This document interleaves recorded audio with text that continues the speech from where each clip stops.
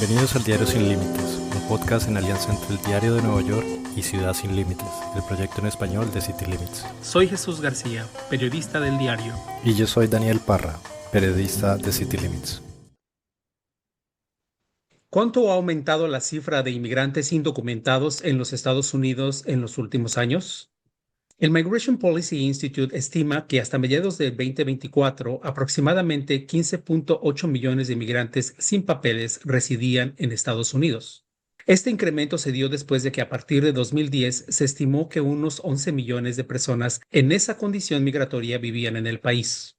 Los motivos del incremento incluyen los cruces de inmigrantes de varias partes del mundo desde la frontera con México, además del amplio uso por parte de la administración del presidente Joe Biden de programas de libertad condicional humanitaria o parole para reducir el caos en la frontera. Para ahondarnos sobre este reporte, invitamos a Ariel Ruiz Soto, analista de políticas del Migration Policy Institute y uno de los autores del reporte. ¿Cómo estás, Ariel? Muy bien, gracias por la invitación. Es un gusto estar con ustedes. Me gustaría empezar con esta pregunta que va en dos partes. Está una pregunta combinada. ¿Qué es un inmigrante indocumentado? Se habla mucho del tema, pero a veces incluso entre periodistas decir exactamente qué es un inmigrante indocumentado. Y ante una falta de censo oficial, ¿cómo se calculó la cifra de 15.8 millones? Es un poco complicado la definición de quién es un inmigrante indocumentado porque en realidad incluimos a algunas personas que sí tienen algún tipo de documento. Pero lo que queremos hacer con este estimado es capturar o entender cuántas personas que tienen diferentes estatus, a lo mejor temporales, pero que no son permanentes, están sujetas a una posible deportación en el futuro. Esto es como estamos contribuyendo un poco más a la definición para incluir los programas recientes que acaba de terminar muchos el presidente Trump y entender cuántas personas en este momento tienen un estatus irregular, lo cual les puede exponer a una posible deportación. Así llegamos a los 15.8 millones de personas en el estimado que publicamos para mediados del 24. Ahora, ¿cómo lo hacemos? Tenemos dos encuestas que suceden cada año en Estados Unidos. Una encuesta tiene una pregunta sobre cómo ingresó la persona a Estados Unidos de manera regular o irregular, con visado o sin visado, cuánto tiempo tiene en Estados Unidos, y aplicamos esa o proyectamos otra encuesta a esa que tiene mucho más información de, por ejemplo, dónde viven las personas, cuántas personas, cuáles son las perfiles de las personas que están en ese hogar, dónde trabajan, qué ganan. Entonces, utilizamos una proyección que tenemos o intentamos de juntar las dos encuestas para entender el mejor aproximado de cuántas personas respondieron que no tenían papeles o que podrían ser un estatus irregular y a la otra que tenemos también del censo en Estados Unidos. Son bastantes pasos que tomamos para asegurarnos que estamos haciendo lo mejor posible para identificar a personas que en realidad no tienen un estatus regular en Estados Unidos y también asegurarnos después de que las personas que estamos identificando que tienen un estatus irregular también no solamente sean un perfil automático, o sea, puede haber personas que llevan aquí muy poco tiempo, pero que tienen un estatus migratorio. Lo que nos ha complicado este tipo de estimados en los últimos años es que más y más personas, hogares, están rechazando tomar las encuestas por miedo a que a lo mejor al responder a estas preguntas podrían ser después sujetas a un tipo de deportación, especialmente los inmigrantes que de hecho ya tenían antes una tasa baja de respuesta a ese tipo de encuestas, ahora nos ha complicado mucho más porque entendemos y tenemos que calcular cierta tasa de personas que simplemente no contestan ninguna de las dos encuestas por miedo a dar su estatus, a publicar su estatus o cualquier información de ellos o de su familia. Eso nos ha complicado cada año un poco más los estimados, pero tenemos un método que ya vamos practicando y que lo ajustamos cada año para tratar de llegar a lo que más pensamos que sea lo correcto. La administración de Donald Trump ha culpado a las políticas de inmigración de Biden por los cruces ilegales en la frontera y la llegada de nuevos inmigrantes bajo distintos programas que él mismo creó. Pero ustedes dicen que este aumento en la población que nombró Jesús se debe como a otros factores y no fue como tan rápido como para decir fue todo durante la administración de Biden. Y quería preguntarte si nos puedes explicar cómo se produjo este incremento, porque ustedes dicen que empieza más o menos como casi al final de la administración de Trump y llega hasta la administración de Biden. Dos cosas pueden ser ciertas a la misma vez. Una es que las políticas del presidente Biden, que tiene este tipo de programas de parole que dejaron a personas que ya entraban a Estados Unidos, de México a Estados Unidos, tener un estatus temporal para poder estar en el país. Y eso claramente sí aumentó una cantidad en los últimos años de migrantes indocumentados después de que hayan perdido el estatus migratorio porque recientemente ahora el presidente Trump ha quitado esos estatus. Lo segundo también es que este aumento empezó mucho antes que el principio del presidente Biden. Empezó en 2019, después de la pandemia, de hecho, el 2020, cuando el presidente Trump todavía estaba, antes era, sigue siendo presidente, había un aumento también que estamos viendo de personas que estaban buscando ingresar. Y eso tiene que ver más con presiones económicas en Latinoamérica principalmente, que empujaron a más personas a ingresar de manera regular al país. Estos dos factores combinados es lo que han aumentado a tanto lo que hemos visto, casi los 15.8 millones que mencionamos, a las personas que están viendo de manera irregular en Estados Unidos hasta ahora, y muchos de ellos, debemos mencionarlo, tienen familiares, esposos o hijos o hijas que son ciudadanos estadounidenses. Ha habido una variación en cuanto a los inmigrantes de distintos países que han llegado a los Estados Unidos en los últimos años, digamos en comparación con cómo se mantuvo esa tendencia de 2010, ¿no? Que se mantuvo, digamos, estable entre 11 y 12 millones según cifras que fueron modificándose, pero después ahora que tenemos este salto, ¿nos puedes navegar un poquito sobre ese incremento por países? Sí, claro, los países, el incremento por país ha sido quizás lo más sorprendente que hemos visto en los últimos 5 años que hemos estado haciendo este tipo de estimados. Quizás lo más resaltante es que la proporción de personas mexicanas antes en el 2010 era 62% de todas las personas indocumentadas y para 2024 solamente eran 35%. Esto significa que sí hubo una pequeña reducción de 5% en las personas mexicanas indocumentadas en Estados Unidos, pero también que hubo un incremento más alto de personas de otros países y otras regiones. Por ejemplo, de Centroamérica, que en el 2010 eran solamente 15% del total de la población indocumentada y que para los 24 eran 27%. Entre estas personas centroamericanas, la mayoría eran de Honduras y de Guatemala, pero también otros países más pequeños que empezamos a ver un poco más de ese aumento, por ejemplo, Nicaragua hacia Estados Unidos también. Hubo un pequeño aumento, pero importante, en los últimos 3 años de personas también de Sudamérica que aumentaron del 7% en 2010 a casi el 14% en 2024. Y esto tiene que ver específicamente con personas de Colombia, de Ecuador, de Perú y de Venezuela, claro, que también aumentaron su migración a Estados Unidos. Esto empezó a cambiar no solamente el perfil demográfico de las personas, pero también la manera en cómo y muchos de ellos emigraban. Y esto es importante. Usualmente en los últimos años de la primera presidencia del presidente Trump también y ahora del presidente Biden que terminó el año pasado, lo que cambió en realidad, aparte del control migratorio, no solamente fue en la frontera, pero también es en el interior.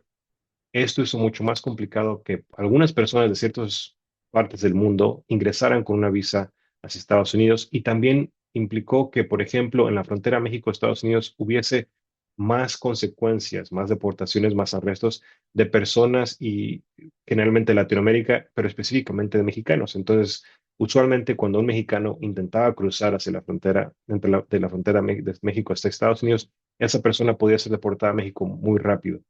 Y eso no solía ser el caso, por ejemplo, de Venezuela, donde Venezuela no recibía a la mayoría de sus connacionales, o si no los recibía, en muy pocos, en cada vez que los recibía. Entonces, esto fue lo que empezó a cambiar las políticas en cómo ingresaban. Por ejemplo, los mexicanos, en vez de entregarse a la patrulla fronteriza, intentaban de evadirla, y los venezolanos o colombianos o otros de otros países, incluidos algunos de Asia, se entregaban cuando cruzaban la frontera para tratar de ser parte de los programas que estaba dando en ese entonces el presidente Biden. Este cambio ya no es lo mismo porque si bien los estimados que tenemos son hasta los 24, lo que vemos en la frontera hoy, en los 25, 26, es que los números del flujo migratorio son casi un récord bajo que hemos visto en los últimos años. Menos y menos personas están buscando ingresar de manera irregular a Estados Unidos, no solamente por la frontera, por México, Estados Unidos, pero también por políticas que los otros países en Latinoamérica ahora están implicando también. México, Guatemala, hasta Honduras, y ahora lo hace hace el tránsito mucho más difícil para ingresar a Estados Unidos de esta manera.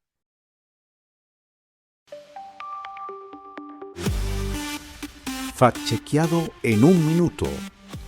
En redes sociales y en Fox Noticias dicen que para entrar a los supermercados municipales que impulsa el alcalde de Nueva York, Zohran Mamdani, habrá que mostrar una identificación. Pero eso es falso. Soy Ana María Carrano de Fact Chequeado y te cuento que lo que está previsto en realidad es algo mucho más parecido a una tarjeta de afiliación o membresía como las que ofrecen algunos supermercados. Será voluntaria y se entregará a cualquier persona que la solicite. La idea es usar esa tarjeta para aplicar a descuentos, monitorear las ventas y evitar que revendedores compren grandes cantidades de producto aprovechando los precios bajos. Hay un punto clave. El documento oficial del programa dice expresamente que esa tarjeta no será necesaria para entrar a las tiendas. Mamdani y sus voceros también negaron que se necesite una identificación para comprar. Tenemos más detalles en factchequeado.com y ya sabes, si recibes algo sospechoso, envíalo a nuestro WhatsApp más 1-646-873-6087 y nosotros lo verificamos. Esto fue Fact Chequeado en un minuto.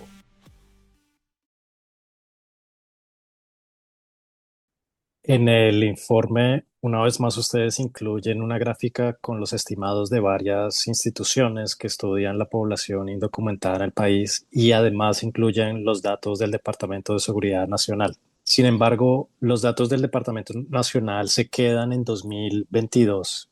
No sé, digamos, si este es como el departamento a cargo de vigilar y llevar como los datos de esta población, porque no hay datos sobre eso y ustedes tienen que hacer como todas estas maromas que nos contaste al principio para Ujú. hacernos una idea de qué tan grande es esta población.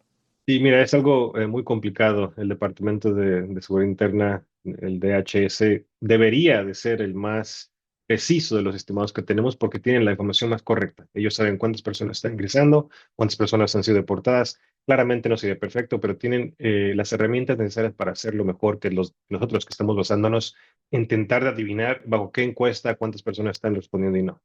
El problema es que hacer ese tipo de estimados es controversial porque en elecciones demócratas o republicanas, entender o decir que un número es muy alto o muy bajo puede tener consecuencias políticas en cualquier lugar que están. Los demócratas pueden decir que es muy alto, los republicanos pueden decir que empezó o terminó como lo hemos visto ahora durante el presidente anterior, y esto es lo que lleva a cabo quizás algún de las trabas que están viendo en el departamento de DHS. Esperemos que lo hagan en el futuro.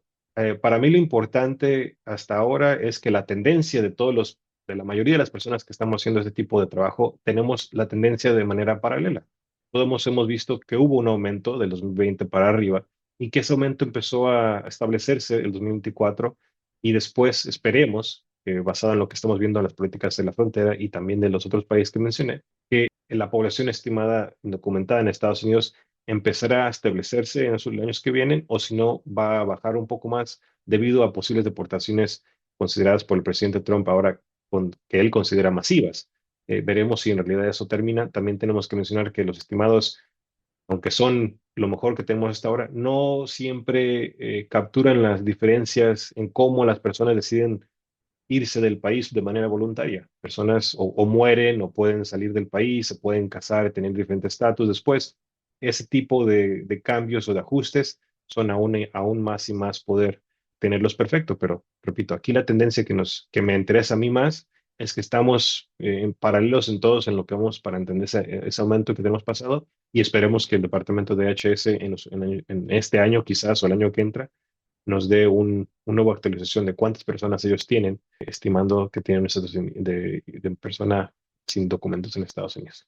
Bueno, extraoficialmente el gobierno del presidente Trump y varios miembros de su gabinete han señalado que hay más de 20 millones de inmigrantes indocumentados. Ese es lo que han dicho. Digamos, no es una cifra, digo extraoficialmente, porque aunque son oficiales de gobierno, pues como dices tú, no hay un dato que nos permita ver, ¿no? Rastrear exactamente de dónde obtienen el dato, cuáles son las cifras, como ustedes hacen estadísticamente aquí en su reporte. Ariel, hay una parte que es interesante, finalmente la pandemia de COVID fue como una especie de parteaguas, una situación particular en inmigración y lo marcan como parte de un capítulo. ¿Qué sucedió en Estados Unidos con la inmigración de este tipo de inmigrantes al país?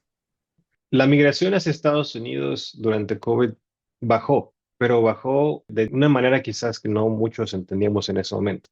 La migración centroamericana y mexicana ya establecida con buen arraigo en Estados Unidos se mantuvo generalmente estable, pero de otros países, de Asia, de África, incluso de Europa, empezó a bajar en manera que los visados para muchos de ellos eran más difíciles de obtener. Recordemos que durante COVID el gobierno de Estados Unidos impuso diferentes restricciones de visado hacia Estados Unidos por razones de salud. Después, cuando se impuso una política Título 42 que se utilizó para detener los flujos de personas migrantes en la frontera y rechazarlos cuando estaban tratando de ingresar, eso sí fue lo que redujo aún más la migración que sucedía de manera terrestre por la frontera. Y eso sí fue lo que afectó a muchos mexicanos, por ejemplo, y a otros que hemos visto que empezaron a cambiar. Pero aún así, lo que las cifras que no mencionamos en el reporte, pero que es importante recalcar con ustedes, es que aún así la migración mexicana y de Centroamérica legal hacia Estados Unidos, o sea, con un visado, se mantuvo generalmente estable porque la necesidad económica en Estados Unidos todavía existía. Veíamos que aunque los sectores que se consideraban los más importantes en Estados Unidos, el médico y de tecnología y profesionales, empezaron a tener diferentes trabas, los sectores de agricultura se mantuvieron relativamente estables. Y esto fue no solamente porque las personas que estaban aquí estaban trabajando, aún en condiciones que eran más difíciles para ellos que antes, pero también porque el número de personas que ingresaban de manera regular con visados para trabajar en agricultura aumentó, de Guatemala y de México.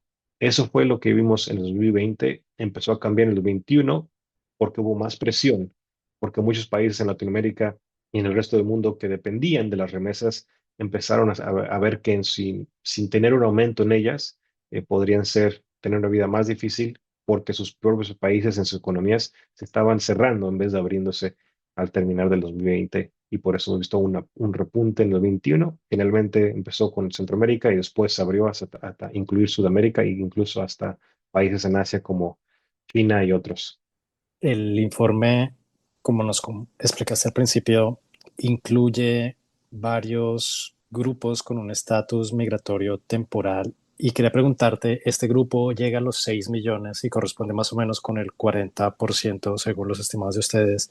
Y mi pregunta es sencilla, si nos podrías como desglosar cuántas personas hay en cada uno de estos grupos para entender a qué nos referimos y su tamaño en específico. Muy bien, sí es una pregunta clave en nuestros estimados, en este caso para los años del presidente Biden y ahora que se terminan los programas. Estimamos nosotros que existe 6.3 millones de personas que tenían en los 24 un estatus liminal, un estatus temporal, o sea, un estatus que dependía de la administración y de programas que existían, algunos del presidente Biden, otros de otros programas anteriores, que dependían en ellos para poder continuar. Este 6.4 millones es el máximo, porque personas pueden tener doble o múltiples programas. Una persona puede estar, por ejemplo, solicitando asilo y también recibir un tipo de protección bajo TPS que consideramos de protección temporal. Si desglosamos los 6.3 millones de personas, el grupo más grande de personas son las personas solicitantes de asilo, ya sea en un tribunal de migración o por un proceso con USCIS, que es la agencia que se encarga de llevar este tipo de procesos, y ese número es 2.9 millones. O sea que la mayoría de las personas que tenemos o entendíamos tienen un estatus liminar porque están todavía con ese proceso y legalmente pueden estar en Estados Unidos bajo ese proceso. Son 2.9 millones. El siguiente grupo que le sigue son diferentes clases de parole, que es una protección temporal, pero con una discreción dada de cada administración. Y eso fue 1.5 millones de personas. Generalmente eran programas, por ejemplo, el más importante que conocemos fue el de CBP-1, que es que dejaba que personas ingresaran en la frontera por 2 años en Estados Unidos, les daba un permiso de trabajo y protección de deportación temporal, y también el programa que se determinó para personas de Cuba, de Haití, de Nicaragua y de Venezuela, cual fue muy importante porque ayudó a personas de estos países a ingresar a Estados Unidos de manera regular si tenían algún patrocinador en Estados Unidos que les podía ayudar y hacerse responsable de estas personas. También hubo otros programas, por ejemplo, para personas de Ucrania y de Afganistán, pero ese grupo en general es el que conforma 1.5 millones de personas. El siguiente, que ahora es mucho más conocido que antes, es el de TPS, el de protección temporal para personas en Estados Unidos. Ese es cerca de 1 millón de personas y es lo importante de este programa. Ese programa solamente es o era para personas que ingresaron en cierto año. Ese no es un programa que es es proactivo, es para personas que ya habían estado en Estados Unidos y que tienen un estatus migratorio irregular. El otro importante, y quizás el más políticamente sensible, es el de las personas que tienen DACA, que son personas que ingresaron como menores a Estados Unidos, pudieron participar en el programa que empezó en el mandato del presidente Obama, y que son cerca de 535,000 personas que mantienen ese estatus hasta este año que teníamos. Puede haber cambiado, y lo que vemos desafortunadamente o afortunadamente, depende de cómo lo vemos, es que esa población está disminuyendo año con año, ya sea porque están cambiando de estatus o porque están decidiendo retirarse del país después de décadas casi que no tienen un cambio favorable. El último grupo en este 6.3 millones de personas son personas que tienen un estatus de acción diferida, pero bajo otros programas considerados, por ejemplo, para personas que entraron como jóvenes en Estados Unidos o que están adquiriendo un proceso de una visa U, que son para personas que o tienen o fueron víctimas de un tipo de violencia doméstica o están ayudando a colaborar con un caso criminal en Estados Unidos. Esos son 329,000 personas en nuestro estimado. Repito, en total son 6.3 millones de personas, pero ese es un máximo porque una persona puede tener dos programas o tendría dos protecciones. Por ejemplo, puede ser solicitante de refugio, pero también puede tener un estatus como el TPS, o tenía antes muchas personas TPS. Bueno, yo quiero cerrar con esta pregunta que ustedes mismos hacen, ¿no? En el sentido de, ¿se vislumbra una reducción de esta población en los Estados Unidos? Es claramente la pregunta del millón para nosotros. En este caso, pensamos en MPI que para 2025, cuando tengamos esos estimados, tendremos una población estable o que hubo una pequeña reducción al número que tenemos ahora en 2024. Pero el cambio más importante sucederá en el 2026, el año que hasta ahora vivimos, y desafortunadamente ese es el problema con los datos que tenemos, que siempre estamos viendo 1 o 2 años atrás porque no tenemos estadísticas de tiempo real para poder decidir cómo está cambiando o interpretar cómo está cambiando la población. Solamente el departamento de DHS tiene esa información.